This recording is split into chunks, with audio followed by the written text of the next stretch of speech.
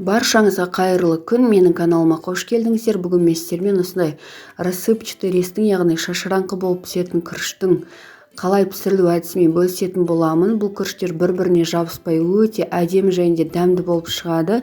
Кез келген мейрамханадағы күріштерден кем түспейді.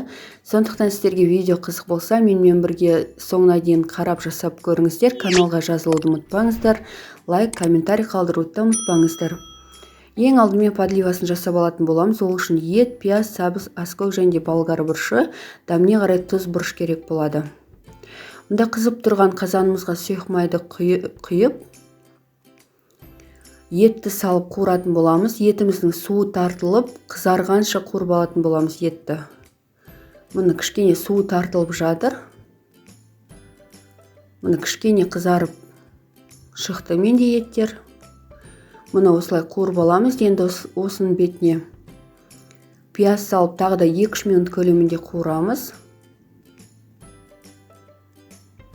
Мұны өте жақсы болып қуырылып жатыр.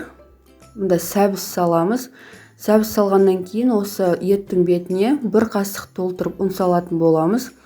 Ұн салу себебіміз біздің подливамыз қою және де дәмдірек болып шығады. Сол үшін де ұн салатын боламыз.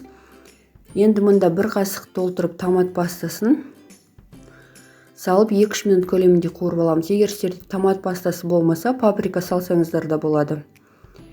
Енді мұнда дәміне қарай тұзын салып, керегенше су құятын боламыз. Егер сіздерге қою подлива керек болса, суды азырақ құйыңыздар.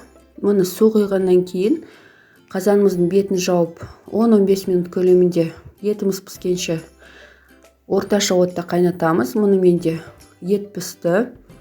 Осы кезде маған су кішкене тағы да қостым, себебі маған кішкене сұйықтау подлива керек болды.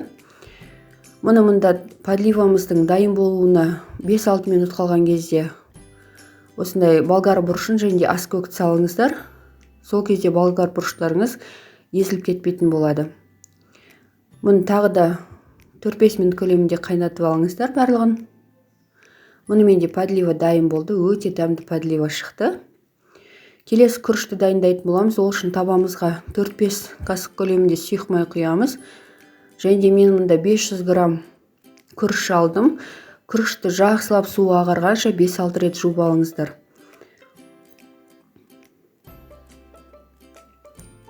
Мұнда сұйық майымызға күрішті салып 4-5 минут көлемінде күрішіміз ағарып, кішкене құрғақ болғанша қуырып алатын боламыз. Мұны осылай жиі араластырып тұрыңыздар күріштеріңізді.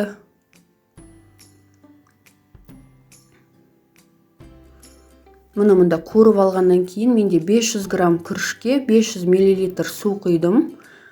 Мұны су құйғаннан кейін астын ең жай отқа қойып, бетіне пергамент қағазын қойып, үстіне крышкасын, яғни қақпағын жауып 15 минут көлемінде пісіріп алатын боламыз. Пергамент қағазын қою міндетті емес, бірақ пергамент қағазын қойсаңыздар, артық буларыңыз сыртқа шығып кетпейтін болады. Мұны менде күріштерім дайын болып шықты. Мұны осындай бір-біріне жабыспайтын, осындай жылтырап, әдемі болып пісті күріштерім. Және де ең бастысы өте дәмді болып шығады. Міндетті түрде дәл осы әдіспен жасап көріңіздер.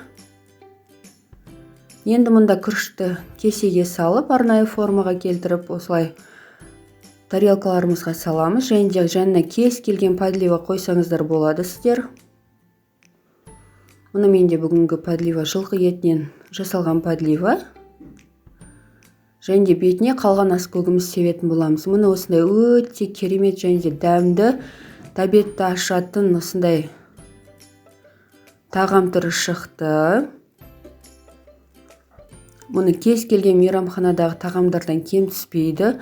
Міндетті түрде видеоның соңына дейін қарап жасап көріңіздер. Сіздерге де ұнайтын болады. Егер сіздерге видео пайдалы болса, менің каналыма жазылыңыздар және де комментарий қалдыруды, лайк басуды ұмытпаңыздар. Сіздермен болған Асима, назарларыңызға рахмет.